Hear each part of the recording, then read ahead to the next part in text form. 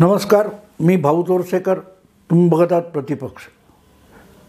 मित्रांनो, मुंब्रा कळवा इथली शिवसेना शाखा परत ताब्यात घेण्यासाठी आपला सगळा फौजफाटा घेऊन तिकडे पोहोचलेले उद्धव ठाकरे आणि त्यांचे मातोश्रीतला सगळा गोतावळा हे 1-2 तासाचा तमाशा करून हात हलवत परत आले. त्यानंतर भाजपच्या समर्थकांनी आणि उबाठाचे जे कट्टर विरोधक आहेत त्यांनी उद्धव ठाकरे यांची यथेच्छ टिंगल केलेली आहे.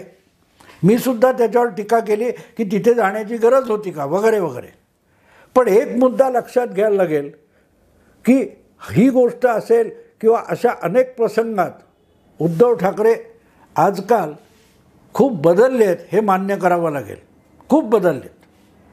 म्हणजे जो माणूस मुख्यमंत्री असताना आपल्यासाठी सगळ्या सोयी सुविधा असतानासुद्धा आपल्या घरातून बाहेर पडायला तयार नव्हता, मुख्यमंत्र्याचं खरं कार्यालय असलेल्या मंत्रालयातसुद्धा जायला तयार नव्हता, इतका सतत बंद दरवाजाच्या खोलीमध्ये बंद खोलीतच बसून राहत होता किंवा लोकांपासून कायमचा दूर राहत होता, लोकांच्या संपर्कात सुद्धा येत नव्हता, असा हा एका पक्षाचा किंवा एका गटाचा नेता गेल्या काही दिवसात सातत्याने जर घराबाहेर पडत असेल तर त्यासाठी उद्धव ठाकरे यांची पाठ थोपटावी लागेल, त्यांचं कौतुक करावं लागेल. आणि मी बारकाईने बघतोय, निदान गेल्या 4-6 महिन्यामध्ये, म्हणजे नेमकं सांगायचं तर अजितदादा यांचा गट राष्ट्रवादीतून फुटून बाहेर पडल्यावर महाविकास आघाडीचं आणखीन घसरण झाली, महाविकास आघाडीची ताकद आणखीन घटली. त्यानंतर उद्धव ठाकरे बरेचसे सावध झालेले दिसतात. वज्रमूठ वगैरे या सभा वगैरे या सगळ्या सोडून द्या, पण आता आपण शरद पवारांवर किंवा राष्ट्रवादी काँग्रेस पुरतं विसंबून चालणार नाही, आपल्याला स्वतःचे हातपाय हलवावे लागतील याचं भान उद्धव ठाकरे यांना झालेलं दिसतं. आणि म्हणून तरी एक राजकारणी म्हणून नव्याने ते सुरुवात करतायत हे मान्य करून उद्धव ठाकरे यांची पाठ थोपटावी लागेल. मला कौतुक वाटतं त्यांचं. कुठलाही नेता जेव्हा राजकारण खेळतो, राजकारणातले मोठे मोठे डाव खेळायला जातो, पूर्णतः तोंडघशी पडतो आणि त्यामुळे त्याचं झालेलं जे नुकसान आहे ते भरून काढण्यासाठी तो जो प्रयत्न करत असेल तर त्याची पाठ थोपटणं हे सुद्धा टीकाकाराचं कर्तव्य असतं. आणि मी उद्धव ठाकरे यांचा टीकाकार आहे, मी कधी लपवलेलं नाही. पण म्हणूनच आपल्या टीकेमुळे असो नसो, पण कुठल्याही कारणाने तो राजकारणी जर परत एकदा आपल्या पायावर उभं राहण्याचा प्रयत्न करत असेल तर त्याला प्रोत्साहनसुद्धा दिलं पाहिजे. राहुल गांधी गेल्या 10 वर्षात आपला पक्ष नको ते जुगार खेळून बुडवत आहेत आणि त्यातून पक्ष सावरण्याचा प्रयत्नसुद्धा करत नाहीत. उलट जो कोणी सावरायचा प्रयत्न करील त्याला पक्षातून हाकून लावून पक्षाचं अधिकाधिक नुकसान करत राहतात. म्हणून मी राहुल गांधी यांचा टीकाकार आहे. काही प्रमाणात आदित्य ठाकरे यांची पण तीच अवस्था आहे. आणि मुख्यमंत्रीपद मिळवण्यासाठी आणि मुख्यमंत्रीपद गेल्यानंतरही उद्धव ठाकरे ज्या बेछूटपणे वागत राहिले त्यातून शिवसेनेचं अधिकाधिक नुकसान होत होतं. म्हणूनच मी त्यांचा टीकाकार आहे. मी कुठल्याही पक्षाची बाजू घेणार नाही, पण कुठलाही पक्ष उभारला जात असताना त्यामध्ये हजारो लाखो कार्यकर्त्यांच्या करोडो तासांची मेहनत त्यात गुंतवलेली असते. त्या सामान्य कार्यकर्त्याला सत्तेचा कुठलाही हिस्सा मिळत नाही, राजकारणाचा कुठलाही फायदा मिळत नाही. उलट लष्कराच्या भाकऱ्या भाजल्या म्हणतात त्या पद्धतीने अनेक कार्यकर्त्यांना आपली पदरमोड करावी लागते. आपल्या कुटुंबाला त्रास देऊनसुद्धा आपल्या पक्षासाठी त्याग करावा लागतो. त्यामुळे अशा रीतीने जो मेहनतीतून 10, 15, 25, 50 वर्षात जो पक्ष किंवा संघटना उभी राहते तिचं नेत्यामुळे नुकसान होत असेल तर अशा नेत्यांवर मी सातत्याने टीकेचे आसूड ओढत असतो ते त्या नेत्याचा मी विरोधक आहे म्हणून नसतं, तर त्या नेत्याला आपल्याला या पदापर्यंत, या उंचीपर्यंत ज्या सामान्य कार्यकर्त्यांनी आणलं, त्याच्या मेहनतीतून आणलं, त्या मेहनतीला आपण मातीमोल करतोय याचं भान नेत्याला उरत नाही. म्हणूनच मी नेत्यांवर असा जबरदस्त हल्ला चढवत असतो. उद्धव ठाकरे यांनी गेल्या 50-56 वर्षामध्ये शिवसेनेसाठी राबलेल्या हजारो शिवसैनिकांच्या मेहनतीला पुरतं मातीमोल करून टाकलं. स्वतःच्या मुख्यमंत्रीपदाच्या हव्यासापायी, एवढ्यासाठी माझा उद्धव ठाकरे यांच्यावर राग आहे. बाकी व्यक्तिगत राग काहीच नाही, अजिबात राग नाही. पण असे नका. या सगळ्या गोष्टीतून गेल्यानंतर की महाविकास आघाडी बनवली, महाविकास आघाडी बनवून 2.5 वर्ष मुख्यमंत्रीपद भोगलं, मग ते आपल्या सूड भावनेच्या आहारी जाऊन बुडवलं, मुख्यमंत्रीपद गेलं, पक्ष फुटला, पक्षामध्ये आता पक्षाचं नाव आणि निशाणीसुद्धा राहिलेली नाही. शिवसेना आणि धनुष्यबाण एकनाथ शिंदे घेऊन गेलेत. त्यानंतर जी काय महाविकास आघाडी शरद पवारांच्या नादाला लागून बनवली होती, त्या आघाडीची पण ताकद इतकी घटली आहे की त्यातलासुद्धा राष्ट्रवादी हा 2 नंबरचा पक्ष त्यामध्ये दुभंग झाला, त्याची शक्ती क्षीण झालेली आहे. अशा वेळेला शिवसेनेचं भविष्य नव्याने उभं करायचं, बाळासाहेबांचा वारस म्हणून नव्याने शिवसेना उभी करायची, तर निदान घराबाहेर पडण्याची तयारी असायला हवी होती. पण 29 जून 2022ला मुख्यमंत्रीपदाचा राजीनामा दिल्यापासून उद्धव ठाकरे फारसे बाहेर पडले नाहीत. हा दाखवायला कॅमेरे जेव्हा समोर असतात तेव्हा ते बाहेर पडतात, वक्तव्य करतात किंवा मातोश्रीवर काहीतरी एक जमावडा तयार करतात आणि त्याच्या बातम्या दाखवून आपल्याला प्रसिद्धी मिळवतात. पण पक्ष टिकवण्यासाठी उद्धव ठाकरे यांनी काय केलं हा मला कायम पडलेला प्रश्न होता. कोण प्रकाश आंबेडकर आले, त्यांच्याशी शेक हँड केला, काय समाजवादी पक्ष जो होता पूर्वी, त्या समाजवादी पक्षाच्या जे अक्षरशः चिंधड्या उडालेल्या आहेत अशा 25-27 चिंधड्या एकत्र आल्या आणि त्यांना आशीर्वाद द्यायला आणि त्यांचा कुटुंब प्रमुख व्हायला उद्धव ठाकरे MIG क्लबमध्ये गेले. यातून शिवसेना वाढणार नाही आहे. शिवसेना ही शाखांच्या आधारावर उभी राहिलेली संघटना आणि त्या संघटनेतून उभा राहिलेला पक्ष आहे. त्यामुळे जोपर्यंत गल्ली बोळामध्ये गजबजलेल्या शिवसेनेच्या शाखा दिसत नाहीत तोपर्यंत शिवसेना उभी राहिली असं म्हणता येणार नाही. एकनाथ शिंदे यांच्यासारख्या एका हाडाच्या शिवसैनिकाने संपूर्ण शिवसेना आणि मुख्यमंत्रीपद मिळवलं तर त्यांची ताकद कुठे आहे ती उद्धव ठाकरेंनी अभ्यासली पाहिजे. आनंद दिघे हे कधीही शिवसेनेचा नेता म्हणून त्यांना मान्यता मिळालेली नव्हती. या जगाचा निरोप घेईपर्यंत आनंद दिघे हे फक्त ठाणे जिल्हा शिवसेना पक्षाचे जिल्हा प्रमुख होते. पण आज त्यांचा चेला म्हणून पुढे आलेल्या एकनाथ शिंदेनी सगळी शिवसेना काबीज करून दाखवलेली आहे. आणि त्याचं कारण असं की आनंद दिघे यांच्याकडून राजकारणाचे आणि सार्वजनिक जीवनाचे धडे गिरवताना एकनाथ शिंदे यांनी घेतलेला मोठा गुण कुठचा असेल तर आपली शाखा, आपलं कार्यालय हे कायम पाठीराखे आणि अनुयायी आणि कार्यकर्ते यांनी गजबजलेलं असलं पाहिजे. जितकं आपलं कार्यालय आणि आपल्या कार्यालयाच्या शाखा उपशाखा गजबजलेल्या असतील तेवढं आपलं सार्वजनिक जीवनातलं स्थान मोठं असतं. घटनात्मक पद, निवडणुकीतून मिळणारं पद, सत्तापद, मंत्रीपद यापेक्षाही कार्यकर्त्यांचं मोहोळ, कार्यकर्त्यांची गर्दी, पाठीराख्यांची झुंबड ही आपली ताकद आहे. हे आनंद दिघेंनी ओळखलं होतं आणि आनंद दिघेंना गुरुस्थानी मानणाऱ्या त्यांच्या शेकडो पाठीराख्यांनी त्यांच्यापासून तो धडा घेतलेला आहे. शिवसेना भवन उभारल्यानंतर सुद्धा बाळासाहेब फार वेळ शिवसेना भवनात येऊन बसत नव्हते. पण दिवस रात्र, सकाळी 4 तास, संध्याकाळी 6 तास ते त्यांना भेटायला येणाऱ्या शेकडो लोकांना रोजच्या रोज भेटत होते, त्यांच्या समस्या समजून घेत होते. अनेकदा कार्यकर्त्यांमधली भांडणं असायची, कार्यकर्त्यांमधला बेबनाव असायचा, तो सोडवण्यासाठी बाळासाहेब लोकांना भेटत होते. या सगळ्याकडे उद्धव ठाकरेंनी पाठ फिरवली होती, म्हणून हळूहळू करत शिवसेना दुरावत गेली.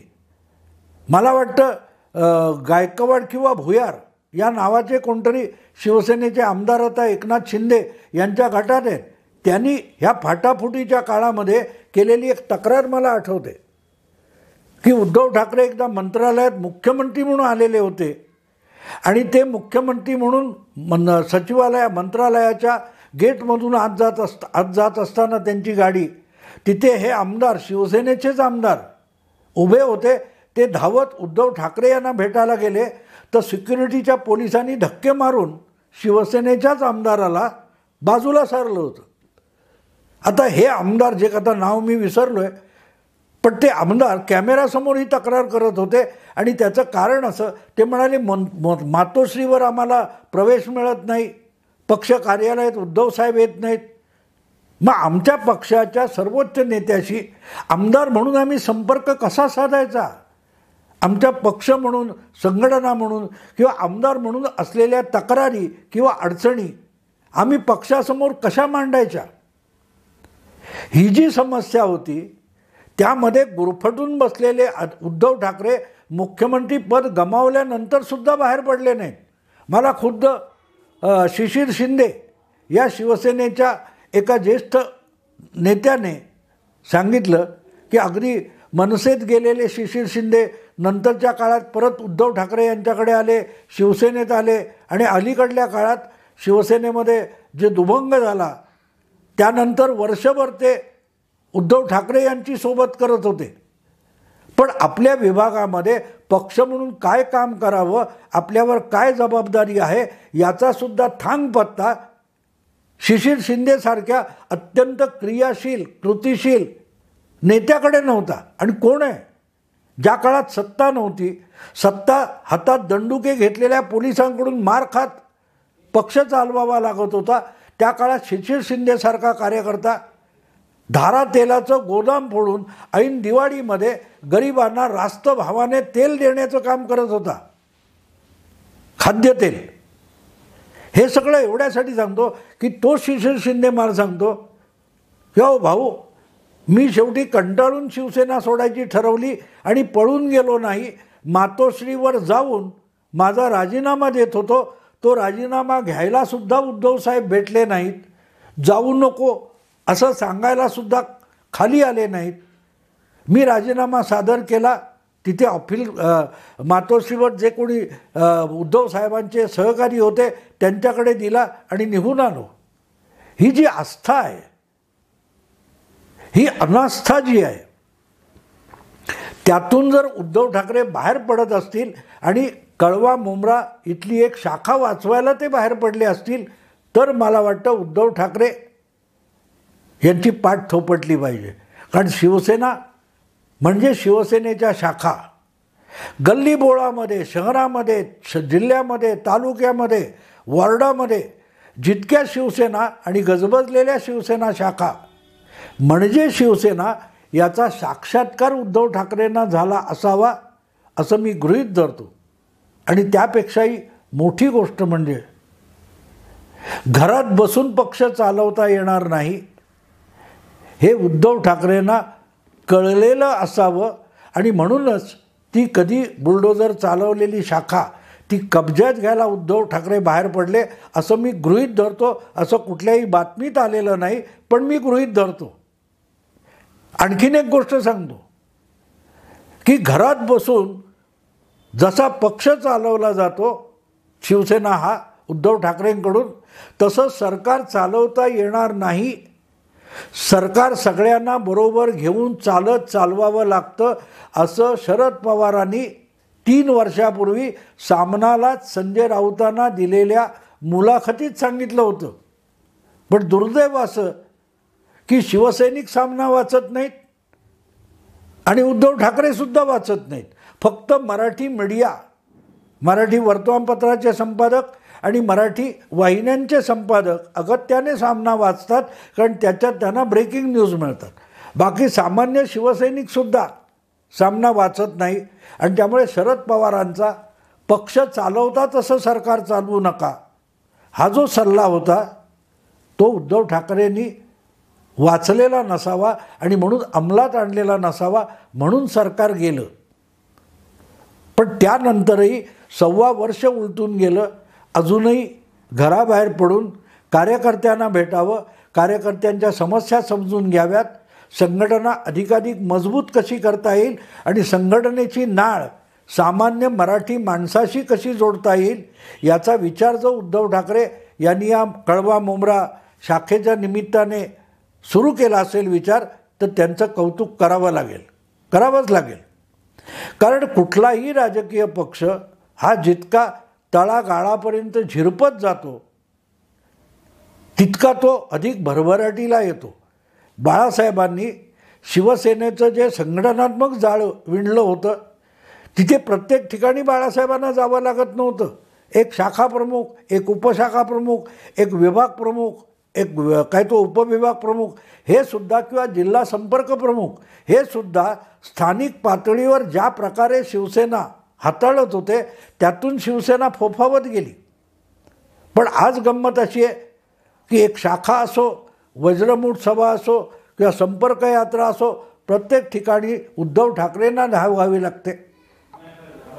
आणि नसेल तर उसनवारीचे तुमचे जितेंद्र आव्हाड किंवा तुमच्या सुषमा अंधारे यांना उसनवारीने आणावं लागतं. यासारखं शिवसेनेचं दुर्दैव नाही. त्या दुर्दैवातून उद्धव ठाकरेच शिवसेनेला किंवा उभाठा शिवसेनेला बाहेर काढू शकतात. कदाचित त्या दृष्टीने त्यांनी हे पाऊल टाकलं असेल की नाही, एक एक शाखा ही आपली आहे की नाही, आपल्या ताब्यात आहे की नाही, तिथलं काम व्यवस्थित चाललं आहे की नाही हे बघण्यासाठी उद्धव ठाकरे जर मातोश्री सोडून घराबाहेर पडले असतील, त्यांनी उंबरठा ओलांडला असेल तर त्यांचं कौतुक करावं लागेल. आणि त्यांचा कट्टर टीकाकार म्हणून ते कौतुक मी केलेलं आहे आणि मी करत राहीन. पण ते कौतुक हवं असेल तर मग घराबाहेर पडावं लागेल, नित्यनेमाने घराबाहेर पडावं लागेल. आणि मातोश्रीत जमणारा जो गोतावळा आहे, अनिल परब असतील, अनिल देसाई असतील किंवा आणखीन संजय राऊत असतील, या सगळ्यांना मातोश्रीत याला प्रतिबंध केला पाहिजे. जा आपापल्या विभागात, मी सुद्धा बाहेर पडणार आहे आणि तुम्ही प्रत्येकाने घराबाहेर पडलं पाहिजे. मातोश्रीत जमायचं नाही, शिवसेना भवनात जमायचं नाही. एकेकानी 4-4, 10-10 जिल्हे कव्हर करा, तिथल्या कार्यकर्त्यांशी संपर्क साधा, त्या कार्यकर्त्यांना विश्वासात घ्या.